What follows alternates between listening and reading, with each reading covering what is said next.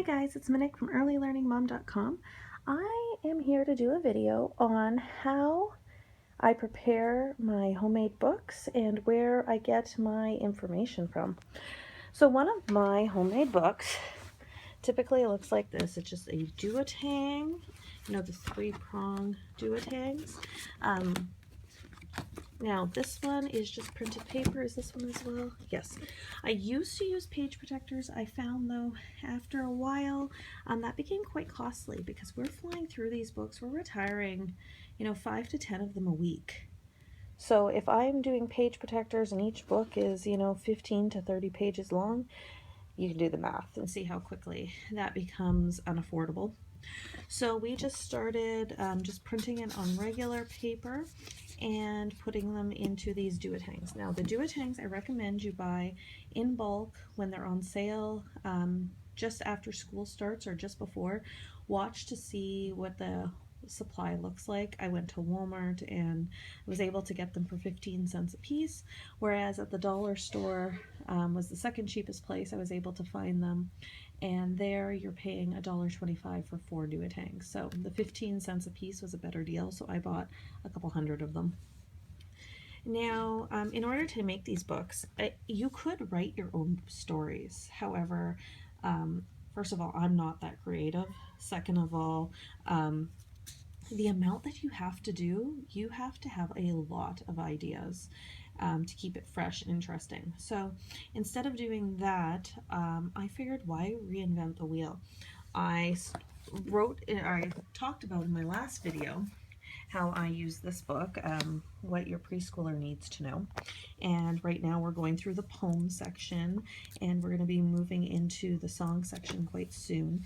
There's a science section, there's a history section, there's an art section. So this is real, solid information. Why reinvent the wheel? Just go in here. A lot of the stories, a lot of the poems and songs, I didn't even need to write out. I just used it as an idea, found them online, copied and paste.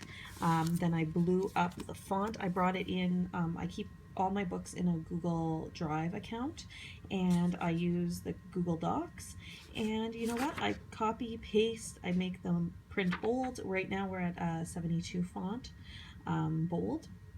That works well for us. If you have a younger child, you're going to want to use a bigger font.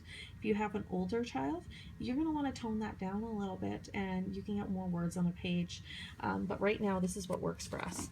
So we are using What Your Preschooler Needs to Know. We are getting our sentences from this book that I found at a thrift store, oddly enough. It's Spelling We Use, and it's the grade 6 edition. I also have the grade 7 edition. But at the beginning of this book, it has the dictation words and the sentences. So I'll zoom in here a little bit. So it'll give a word and then the sentences. So what I've been using this is for our single word flashcards, and these are for our sentence flashcards. So I just type up the words and then I type up the sentences, and I'm not trying to come up with fresh ideas. I don't know about you, but when I sit down and I'm forcing myself to think of something, my mind draws a blank. So this has been a lifesaver. I think there are, let's see here, 36 lessons, and each lesson has, I believe, 20 sentences. So you do the math. And we also have grade 7 as well. So that has been a lifesaver.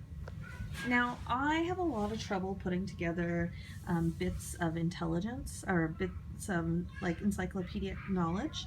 And then I found these at the Dollar Tree. They are actually writing prompts, but one side is a beautiful picture, the other side is, the white writing prompt. So what I do is I write at the back, at the top, what the item is, or what the picture is, and then we flash these. So I know I could make them on the computer, but to print them, I think it's cheaper for me to just purchase these little packs. And then we can reuse them in the future for bits of information, or for writing prompts when he's much older. Or I already have the write-up in the back. I can go through here and pull out bits of information to expand on that program.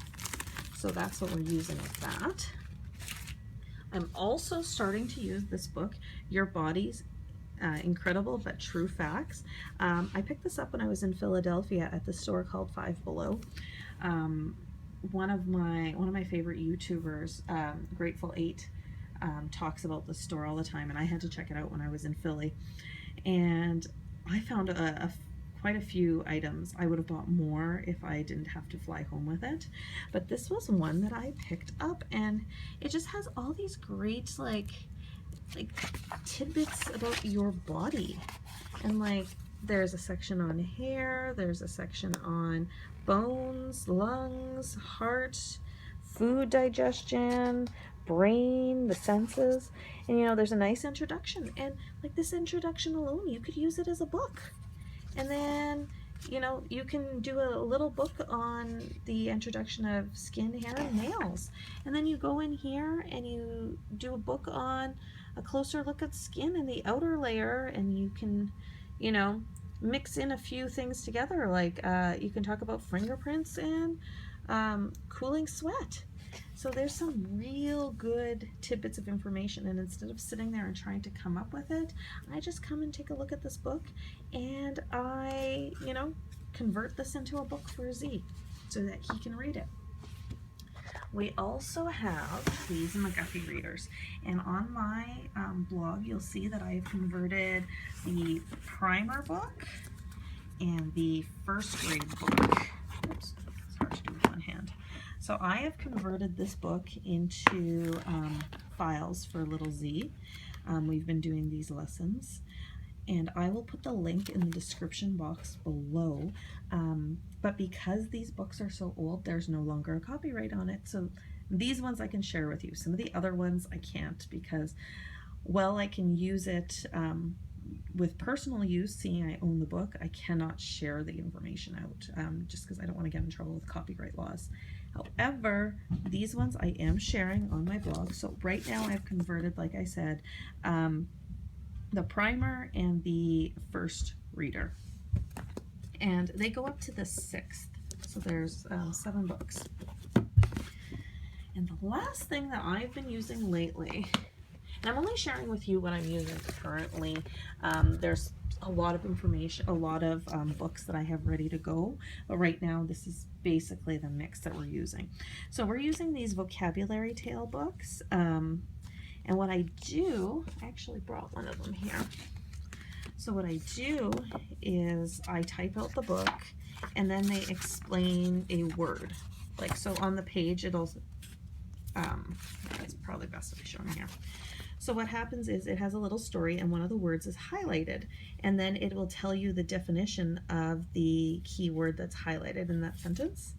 So I've done that in this book as well. I write the sentence. I don't highlight the word though, because I don't want to distract him while he's reading. But then when it comes to a word that may have been highlighted in the book, I just put the little meaning in the middle of our book, so he can kind of get the definition of the word plus the story without all the distractions. Like, I mean, while this is simple and at his level, there is a lot of distractions. The pictures are distracting, the words are not big enough, they're definitely not bold. So that's how I'm using these books, and I know you can buy them on the Scholastic webpage. However, I've picked up most of these at thrift stores, just putting together my own little collection. There's Alpha Tales as well. I think I only have one of those. There's Vocabulary Tales. There's Phonics Tales. We also have, and the Word Family Tales. We also have a punctuation set, but right now that one is a little too advanced. So basically, this is what we're using to create the materials for our program. I took in September the course, What to Do About Your Brain Injured Child, and we are currently doing 5 sets of single words, 3 sets of sentences, 5 sets of encyclopedic knowledge flashcards, as well as 5 homemade books. So as you can imagine, that's a lot of material for one parent to make. However, we are part of an awesome community. If for parents that have taken the What to Do About Your Brain Injured Child course, there's a Facebook group, and on there we share tons of materials. So that has been. I hope you have found this video helpful. If you have taken the What to Do About Your Brain Injured Child course, be sure to contact somebody at the Institute to be a part of that group. You're going to find so much valuable information. If you haven't taken the course yet, I highly recommend that you do. It's an absolute wealth of information, and it's completely life-changing. If you have any questions on how to make materials, or where to find some of these books, or if you want a closer look at some of these books, please leave a comment in the comment section. Subscribe, and be sure to check out my blog, www.earlylearningmom.com. Thanks for watching.